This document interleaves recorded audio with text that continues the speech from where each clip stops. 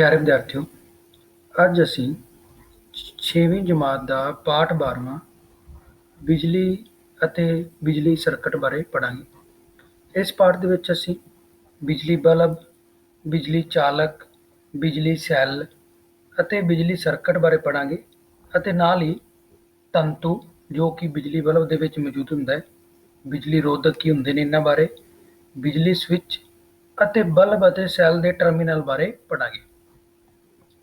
ਜਿਵੇਂ ਕਿ ਤੁਸੀਂ ਚਿੱਤਰ ਦੇਖ ਰਹੇ ਹੋ, ਇਹ ਆਪਣੇ ਕੋਲ ਬਿਜਲੀ ਬਲਬ ਦਾ ਚਿੱਤਰ ਹੈ, ਇਹ ਬਿਜਲੀ ਸੈੱਲ ਦਾ ਚਿੱਤਰ ਹੈ।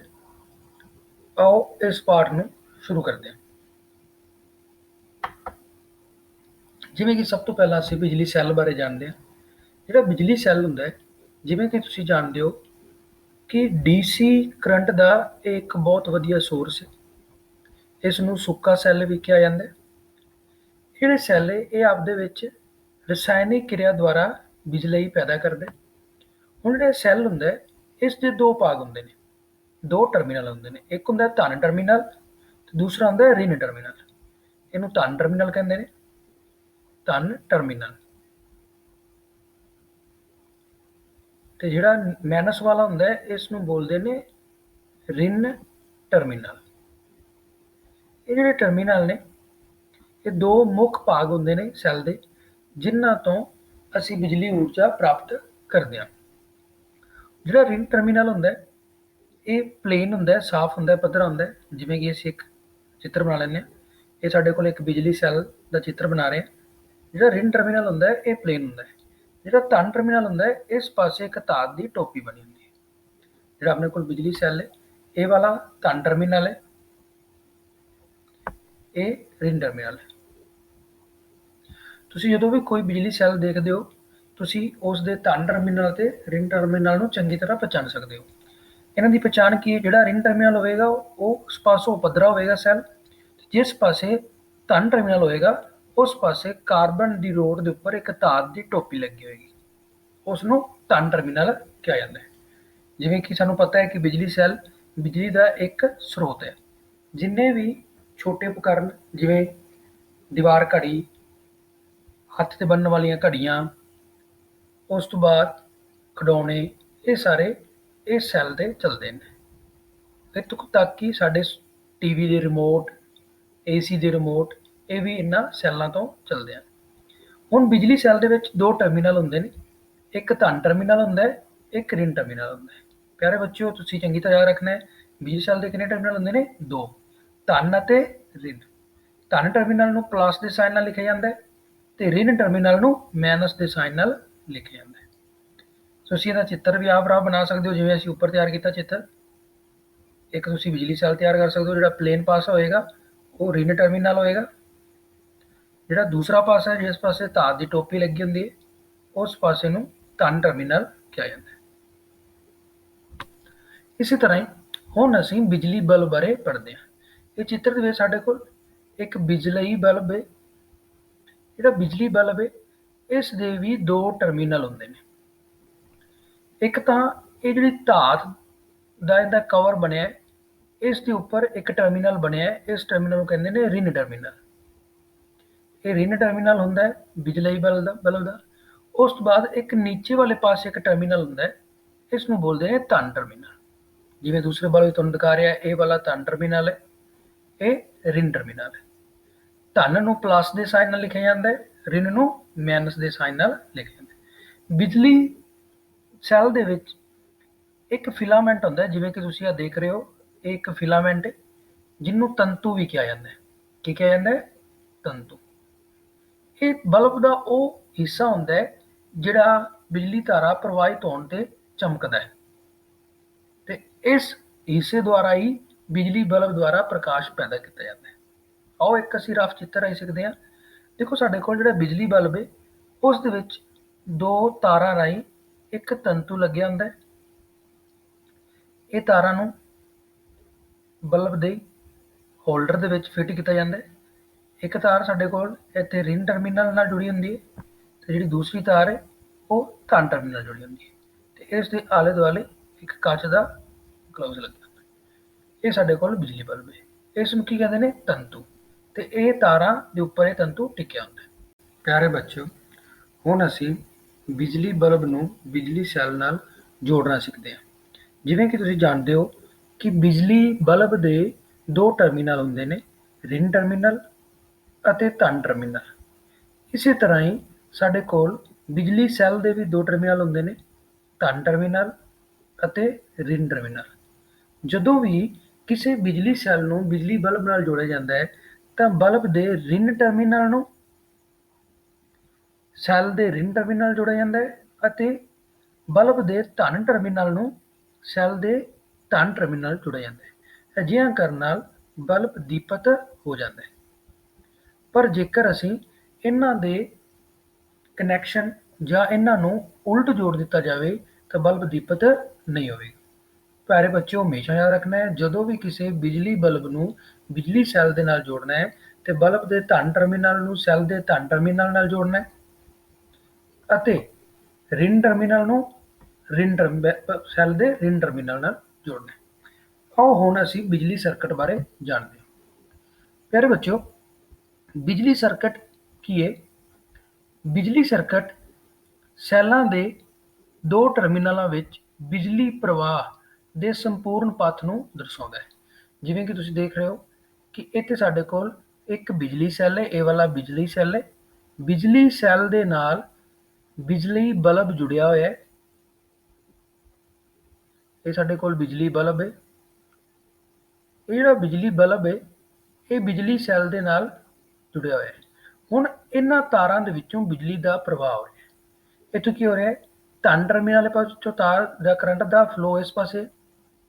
ਹੁਣ ਇੱਥੋਂ ਇਹ ਬਿਜਲੀ ਤਾਰਾ ਇਸ ਪਾਸੇ ਜਾ ਰਹੀ ਹੈ ਤੇ ਬਿਜਲੀ ਤੰਤੂ ਦੇ ਵਿੱਚੋਂ ਹੁੰਦੀ ਹੋਈ ਇਹ ਤਾਰਾ ਇਸ ਰਸਤੇ ਆ ਰਹੀ ਹੈ। ਇਸ ਤੋਂ ਇਹ ਪਤਾ ਚੱਲਦਾ ਹੈ ਕਿ ਬਿਜਲੀ ਤਾਰਾ ਦਾ ਪ੍ਰਵਾਹ ਧਨ ਟਰਮੀਨਲ ਤੋਂ ਰਿੰਗ ਟਰਮੀਨਲ ਵਾਲੇ ਪਾਸੇ। ਤੇ ਤੁਸੀਂ ਦੇਖ ਰਹੇ ਹੋ ਸੈੱਲ ਦੇ ਟਰਮੀਨਲ ਦੇ ਵਿਚਕਾਰ ਜਿਹੜਾ ਬਿਜਲੀ ਦਾ ਪ੍ਰਵਾਹ ਦਾ ਪਥ ਹੁੰਦਾ ਹੈ ਉਸ ਨੂੰ ਜਿਹੜਾ ਸਰਕਟ ਦਰਸਾਉਂਦਾ ਹੈ ਉਸ ਨੂੰ ਬਿਜਲਈ ਸਰਕਟ ਕਹਿੰਦੇ ਹਨ। ਬਲਬ ਕੇਵਲ ਤਦ ਹੀ ਦੀਪਤ ਹੁੰਦਾ ਹੈ ਜਦੋਂ ਸਰਕਟ ਵਿੱਚ ਬਿਜਲੀ ਤਾਰਾ ਲੱਗਦੀ ਹੈ। ਪਿਆਰੇ ਬੱਚਿਓ, ਹੁਣ ਤੁਸੀਂ ਇਹ ਵੀ ਜਾਣਦੇ ਹੋ ਕਿ ਅਸੀਂ ਬਲਬ ਨੂੰ ਹਰ ਸਮੇਂ ਦੀਪਤ ਨਹੀਂ ਰੱਖ ਸਕਦੇ। ਅਜਿਹਾ ਕਰਨ ਨਾਲ ਬਿਜਲੀ ਸੈੱਲ ਦੀ ਊਰਜਾ ਖਤਮ ਹੋ ਜਾਵੇਗੀ। ਅਸੀਂ ਲੋੜ ਅਨੁਸਾਰ ਇਸ ਨੂੰ ਵਰਤ ਸਕਦੇ ਹਾਂ, ਪਰ ਅਜਿਹਾ ਕਰਨ ਲਈ ਸਾਨੂੰ ਬਿਜਲੀ ਸਰਕਟ ਨੂੰ ਵਾਰ-ਵਾਰ ਤੋੜਨਾ ਪਏਗਾ।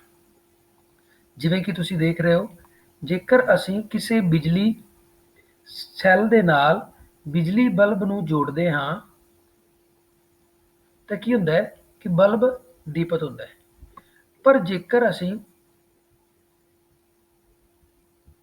ਸਰਕਟ ਨੂੰ ਕਿਸੇ ਜਗ੍ਹਾ ਤੋਂ ਤੋੜ ਦਈਏ ਤੇ ਬਿਜਲੀ ਧਾਰਾ ਦਾ ਪ੍ਰਵਾਹ ਰੁਕ ਜਾਏਗਾ ਤੇ ਇਸ ਤਰ੍ਹਾਂ ਬਲਬ ਦੀਪਤ ਨਹੀਂ ਹੋਏਗਾ। ਪਰ ਜੇਕਰ ਇਸ ਸਰਕਟ ਨੂੰ ਦੁਬਾਰਾ ਤੋਂ ਫਿਰ ਜੋੜ ਦਿੱਤਾ ਜਾਵੇ ਤੇ ਇਸ ਤਰ੍ਹਾਂ ਬਿਜਲੀ ਦਾ ਪ੍ਰਵਾਹ ਫਿਰ ਤੋਂ ਸ਼ੁਰੂ ਹੋ ਜਾਵੇਗਾ। ਇਸ ਤਰ੍ਹਾਂ ਜਿਵੇਂ ਮੈਂ ਇੱਕ ਹੋਰ ਡਾਇਗਰਾਮ ਬਣਾ ਰਿਹਾ, ਇਹ ਸਾਡੇ ਕੋਲ ਬਿਜਲੀ ਬਲਬ ਹੈ। ਇਹ ਧਨ ਟਰਮੀਨਲ ਵਾਲੀ ਤਾਰ ਹੈ, ਜੁੜੀ ਹੋਈ ਹੈ। ਪਰ ਜਿਹੜੀ ਰਿੰਗ ਟਰਮੀਨਲ ਵਾਲੀ ਤਾਰ ਹੈ, ਜੇਕਰ ਇਹ ਵੀ ਅਸੀਂ ਜੋੜ ਦਿੱਤੀ ਜਾਵੇ ਤਾਂ ਕੀ ਹੋਏਗਾ? ਇਹ ਬਲਬ ਦੀਪਤ ਹੋ ਜਾਏਗਾ। ਹੁਣ ਇਸ ਲਈ ਅਸੀਂ ਇੱਕ ਅਜਿਹਾ ਯੰਤਰ ਵਰਤਦੇ ਹਾਂ ਜਿਹੜਾ ਲਗਾਤਾਰ ਸਰਕਟ ਨੂੰ ਤੋੜਨ ਅਤੇ ਜੋੜਨ ਦੇ ਕੰਮ ਆਉਂਦਾ ਹੈ।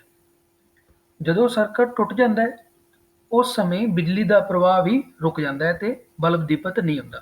ਪਰ ਜਦੋਂ ਸਰਕਟ ਜੁੜ ਜਾਂਦਾ ਹੈ ਤਾਂ ਕੀ ਹੁੰਦਾ ਹੈ? ਬਿਜਲੀ ਦਾ ਪ੍ਰਵਾਹ ਫਿਰ ਤੋਂ ਸ਼ੁਰੂ ਹੋ ਜਾਂਦਾ ਹੈ ਤੇ ਬਲਬ ਦੀਪਤ ਹੋਣਾ ਸ਼ੁਰੂ ਹੋ ਜਾਂਦਾ ਹੈ। ਇਸ ਲਈ ਅਸੀਂ ਇੱਥੇ ਇੱਕ ਯੰਤਰ ਵਰਤਦੇ ਹਾਂ ਜਿਸ ਨੂੰ ਬਿਜਲਈ ਸਵਿੱਚ ਕਹਿੰਦੇ ਨੇ। ਤੁਸੀਂ ਸਧਾਰਨ ਸਵਿੱਚ ਆਪ ਵੀ ਤਿਆਰ ਕਰ ਸਕਦੇ ਹੋ। ਇਸ ਲਈ ਤੁਸੀਂ ਦੋ ਪੇਪਰ ਪਿੰਨਾਂ ਲੈ ਕੇ ਉਸ ਦੇ ਵਿੱਚ ਇੱਕ ਸੇਫਟੀ ਪਿੰਨ ਲਗਾ ਸਕਦੇ ਹੋ। ਜਦੋਂ ਤੁਸੀਂ ਇਹ ਸੇਫਟੀ ਪਿੰਨ ਨੂੰ ਇੱਧਰ ਨਾਲ ਜੋੜ ਦਿਓਗੇ ਦੂਸਰੀ ਪਿੰਨ ਦੇ ਨਾਲ, ਤਾਂ ਕੀ ਹੋਏਗਾ? ਇਹ ਸਰਕਟ ਪੂਰਾ ਹੋ ਜਾਵੇਗਾ। ਸਰਕਟ ਕੀ ਹੋ ਜਾਏਗਾ? ਬੰਦ। ਜਦੋਂ ਸਰਕਟ ਬੰਦ ਹੋ ਜਾਏਗਾ ਤਾਂ ਬਿਜਲੀ ਦਾ ਪ੍ਰਵਾਹ ਸ਼ੁਰੂ ਹੋ ਜਾਏਗਾ ਤੇ ਬਲਬ ਦੀਪਤ ਹੋਣਾ ਲੱਗ ਜਾਏਗਾ। ਪਰ ਜਦੋਂ ਹੀ ਤੁਸੀਂ ਇਹ ਸੇਫਟੀ ਪਿੰਨ ਨੂੰ ਦੂਸਰੀ ਪਿੰਨ ਤੋਂ ਦੂਰ ਲੈ ਕੇ ਜਾਓਗੇ ਤਾਂ ਕੀ ਹੋਏਗਾ? ਸਰਕਟ ਖੁੱਲ ਜਾਵੇਗਾ। ਇਸ ਕਰਕੇ ਅਸੀਂ ਕਹਿ ਸਕਦੇ ਹਾਂ ਕਿ ਬੰਦ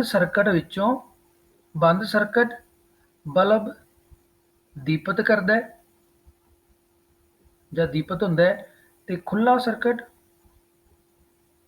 ਖੁੱਲਾ ਸਰਕਟ ਬਿਜਲੀ ਦੇ ਪ੍ਰਵਾਹ ਨੂੰ ਰੋਕ ਦਿੰਦਾ ਹੈ ਤੇ ਬਲਬ ਦੀਪਤ ਨਹੀਂ ਹੁੰਦਾ। ਇਸ ਕਰਕੇ ਅਸੀਂ ਕਹਿ ਸਕਦੇ ਹਾਂ ਕਿ ਖੁੱਲੇ ਸਰਕਟ 'ਚ ਬਲਬ ਦੀਪਤ ਨਹੀਂ ਹੈ। ਇਹ ਬੰਦ ਸਰਕਟ ਹੈ, ਇਹ ਖੁੱਲਾ ਸਰਕਟ।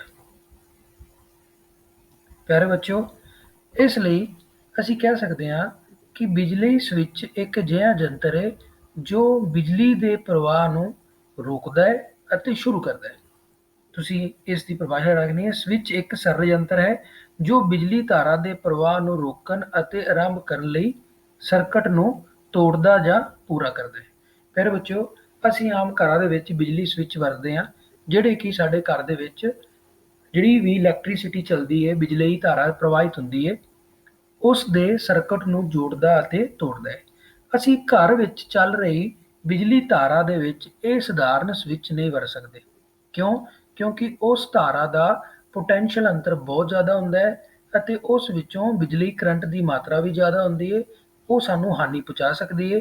ਅਸੀਂ ਸਿਰਫ ਡੀਸੀ ਕਰੰਟ ਜਾਂ ਬਿਜਲੀ ਸੈੱਲ, ਜਿਹੜੇ ਆਮ ਅਸੀਂ ਛੋਟੇ ਸੈੱਲ ਵਰਤਦੇ ਹਾਂ, ਉਹਨਾਂ ਦੇ ਸਰਕਟ ਦੇ ਵਿੱਚ ਅਸੀਂ ਸਧਾਰਨ ਸਵਿੱਚ ਲਗਾ ਸਕਦੇ ਹਾਂ। ਪਿਆਰੇ ਬੱਚਿਓ, ਹੁਣ ਅਸੀਂ ਇਹ ਜਾਣਦੇ ਹਾਂ ਕਿ ਬਿਜਲੀ ਚਾਲਕ ਕੀ ਹੁੰਦੇ ਹਨ ਅਤੇ ਬਿਜਲੀ ਰੋਧਕ ਕੀ ਹੁੰਦੇ ਹਨ। ਜਿਵੇਂ ਕਿ ਤੁਸੀਂ ਦੇਖ ਰਹੇ ਹੋ, ਇਹ ਸਾਡੇ ਕੋਲ ਇੱਕ ਟੈਸਟਰ ਤਿਆਰ ਹੈ। ਟੈਸਟਰ ਕੀ ਕਰੇਗਾ? ਪਦਾਰਥਾਂ ਨੂੰ ਦੋ ਭਾਗਾਂ 'ਚ ਵੰਡੇਗਾ, ਬਿਜਲੀ ਚਾਲਕ ਅਤੇ ਰੋਧਕ। ਜਾਂ ਫਿਰ ਅਸੀਂ ਅਜਿਹਾ ਕਰ ਸਕਦੇ ਹਾਂ ਕਿ ਅਜਿਹੇ ਭਾਗਾਂ 'ਚ ਵੰਡੇਗਾ ਕਿ ਜਿਹੜੇ ਪਦਾਰਥ ਬਿਜਲੀ ਧਾਰਾ ਦਾ ਪ੍ਰਵਾਹ ਕਰ ਸਕਦੇ ਹਨ ਜਾਂ ਨਹੀਂ। ਇਸ ਨੂੰ ਟੈਸਟ ਨੂੰ ਬਣਾਉਣ ਲਈ ਸਾਨੂੰ ਇੱਕ ਬਿਜਲੀ ਸੈੱਲ ਲੈਣਾ ਪਏਗਾ। ਉਸ ਬਿਜਲੀ ਸੈੱਲ ਦਾ ਅਸੀਂ ਰਿਨ ਟਰਮੀਨਲ ਨੂੰ ਕੀ ਕੀਤਾ ਹੈ? ਬਿਜਲੀ ਬਲਬ ਦੇ ਰਿਨ ਟਰਮੀਨਲ ਜੋੜ ਦਿੱਤਾ ਹੈ ਤੇ ਬਿਜਲੀ ਬਲਬ ਦੇ ਧਨ ਟਰਮੀਨਲ ਤੋਂ ਇੱਕ ਤਾਰ ਲਿਆ ਕੇ ਛੱਡ ਦਿੱਤੀ ਹੈ। ਦੂਸਰੇ ਪਾਸੇ ਇੱਧਰੋਂ ਵੀ ਧਨ ਟਰਮੀਨਲ ਤੋਂ ਇੱਕ ਤਾਰ ਲਿਆ ਕੇ ਛੱਡ ਦਿੱਤੀ ਹੈ।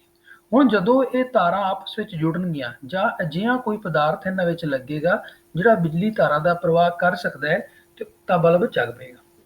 ਹੁਣ ਅਸੀਂ ਵੱਖ-ਵੱਖ ਪਦਾਰਥ ਜਿਵੇਂ ਕਿ ਚਾਬੀ, ਰਬੜ, ਸਕੇਲ, ਮਾਚਿਸ, ਕੱਚ ਦੀ ਚੂੜੀ ਤੇ ਲੋਹੇ ਦੀ ਕਿੱਲ ਨੂੰ ਇਸ ਚਾਬੀ ਵਾਲੀ ਜਗ੍ਹਾ ਤੇ ਵਾਰੀ-ਵਾਰੀ ਲਗਾਵਾਂਗੇ ਅਤੇ ਦੇਖਾਂਗੇ ਕਿ ਕਿਹੜੀਆਂ ਵਸਤੂਆਂ ਨੇ ਬਲਬ ਨੂੰ ਦੀਪਤ ਕੀਤਾ ਅਤੇ ਕਿਹੜੀਆਂ ਨੇ ਨਹੀਂ। ਜਿਵੇਂ ਕਿ ਅਸੀਂ ਜਦੋਂ ਚਾਬੀ ਨੂੰ ਇਸ ਇਸ ਸਰਕਟ ਦੇ ਵਿੱਚ ਲਗਾਵਾਂਗੇ ਤਾਂ ਕੀ ਹੋਏਗਾ? ਬਲਬ ਦੀਪਤ ਹੋ ਜਾਏਗਾ, ਬਲਬ ਜਲਣ ਲੱਗ ਜਾਏਗਾ। ਇਸ ਤੋਂ ਇਹ ਪਤਾ ਚੱਲਦਾ ਹੈ ਕਿ ਇਹ ਧਾਤੂ ਦੀ ਚਾਬੀ ਬਿਜਲੀ ਧਾਰਾ ਦਾ ਪ੍ਰਵਾਹ ਕਰਦੀ ਹੈ। ਜਦੋਂ ਅਸੀਂ ਰਬੜ ਨੂੰ ਇਸ ਚਾਬੀ ਦੀ ਜਗ੍ਹਾ ਤੇ ਲਗਾਵਾਂਗੇ ਤੇ ਬਲਬ ਨਹੀਂ ਦੀਪਤ ਹੋਏਗਾ। ਇਸ ਤੋਂ ਇਹ ਪਤਾ ਚੱਲਿਆ ਕਿ ਰਬੜ ਨੇ ਬਿਜਲੀ ਧਾਰਾ ਦਾ ਪ੍ਰਵਾਹ ਨਹੀਂ ਕੀਤਾ। ਜਦੋਂ ਪਲਾਸਟਿਕ ਦੀ ਸਕੇਲ ਨੂੰ ਅਸੀਂ ਇਸ ਚਾਬੀ ਵਾਲੀ ਜਗ੍ਹਾ ਤੇ ਲਗਾਵਾਂਗੇ ਤਾਂ ਬਲਬ ਦੀਪਤ ਨਹੀਂ ਹੋਏਗਾ। ਇਸ ਤੋਂ ਇਹ ਪਤਾ ਚੱਲੇਗਾ ਕਿ ਪਲਾਸਟਿਕ ਦੇ ਸਕੇਲ ਨੇ ਵੀ ਬਿਜਲੀ ਧਾਰਾ ਦਾ ਪ੍ਰਵਾਹ ਨਹੀਂ ਕੀਤਾ। ਇਸੇ ਤਰ੍ਹਾਂ ਮਾਚਿਸ ਦੀ ਤੀਲੀ ਵੀ ਬਿਜਲੀ ਧਾਰਾ ਦਾ ਪ੍ਰਵਾਹ ਨਹੀਂ ਕਰਦੀ ਤੇ ਬਲਬ ਦੀਪਤ ਨਹੀਂ ਹੋਏਗਾ। ਕੱਚ ਦੀ ਚੂੜੀ ਦੁਆਰਾ ਵੀ ਬਲਬ ਦੀਪਤ ਨਹੀਂ ਹੋਏਗਾ। ਲੋਹੇ ਦੀ ਕਿੱਲ ਦੁਆਰਾ ਬਲਬ ਦੀਪਤ ਹੋ ਜਾਏਗਾ। ਇਸ ਤੋਂ ਇਹ ਪਤਾ ਚੱਲਿਆ ਕਿ ਲੋਹੇ ਦੀ ਕਿੱਲ ਧਾਤੂ ਦੀ ਬਣੀ ਹੋਈ ਸੀ ਤੇ ਚਾਬੀ ਵੀ ਧਾਤੂ ਦੀ ਬਣੀ ਹੋਈ ਸੀ ਤੇ ਇਹਨਾਂ ਨੇ ਬਿਜਲੀ ਧਾਰਾ ਦਾ ਪ੍ਰਵਾਹ ਕਰ ਦਿੱਤਾ ਹੈ। ਪਿਆਰੇ ਬੱਚਿਓ, ਜਿਹੜੇ ਪਦਾਰਥ ਬਿਜਲੀ ਧਾਰਾ ਦਾ ਪ੍ਰਵਾਹ ਕਰਦੇ ਨੇ ਉਹਨਾਂ ਨੂੰ ਚਾਲਕ ਕਹਿੰਦੇ ਨੇ। ਇਸ ਕਰਕੇ ਅਸੀਂ ਫਿਰ ਇਹ ਜਾਣ ਸਕਦੇ ਹਾਂ ਕਿ ਚਾਲਕ ਕਿਹੜੇ ਹੋ ਗਏ? ਜਿਨ੍ਹਾਂ ਪਦਾਰਥਾਂ ਤੋਂ ਹੋ ਕੇ ਬਿਜਲੀ ਧਾਰਾ ਪ੍ਰਵਾਹਿਤ ਹੋ ਸਕਦੀ ਹੈ ਉਹਨਾਂ ਨੂੰ ਚਾਲਕ ਕਿਹਾ ਜਾਂਦਾ ਹੈ ਜਾਂ ਚਾਲਕ ਕਹਾਉਂਦੇ ਹਨ। ਇੱਥੇ ਸਾਡੇ ਕੋਲ ਚਾਬੀ ਅਤੇ ਲੋਹੇ ਦੀ ਕਿੱਲ ਕੀ ਨੇ? ਚਾਲਕ। ਦੂਸਰੇ ਪਾਸੇ ਜਿਨ੍ਹਾਂ ਪਦਾਰਥਾਂ ਤੋਂ ਹੋ ਕੇ ਬਿਜਲੀ ਧਾਰਾ ਪ੍ਰਵਾਹਿਤ ਨਹੀਂ ਹੋ ਸਕਦੀ ਉਹ ਬਿਜਲੀ ਰੋਧਕ ਕਹਾਉਂਦੇ ਹਨ।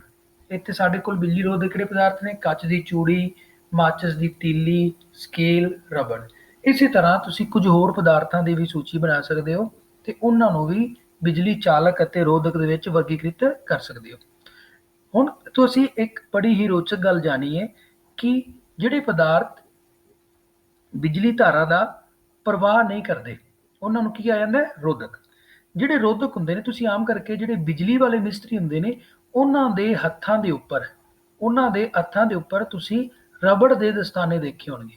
ਉਹ ਆਪਣੇ ਹੱਥਾਂ ਦੇ ਉੱਪਰ ਰਬੜ ਦੇ ਦਸਤਾਨੇ ਕਿਉਂ ਪਾਉਂਦੇ ਨੇ? ਕਿਉਂਕਿ ਰਬੜ ਬਿਜਲੀ ਦਾ ਰੋਧਕ ਹੈ ਤੇ ਉਹਨਾਂ ਨੂੰ ਕਰੰਟ ਨਾ ਲੱਗੇ। ਬਿਜਲੀ ਤਾਰਾਂ ਤੋਂ ਬਚਣ ਲਈ ਉਹ ਆਪਣੇ ਹੱਥਾਂ ਦੇ ਉੱਪਰ ਰਬੜ ਦੇ ਦਸਤਾਨੇ ਪਾਉਂਦੇ ਨੇ।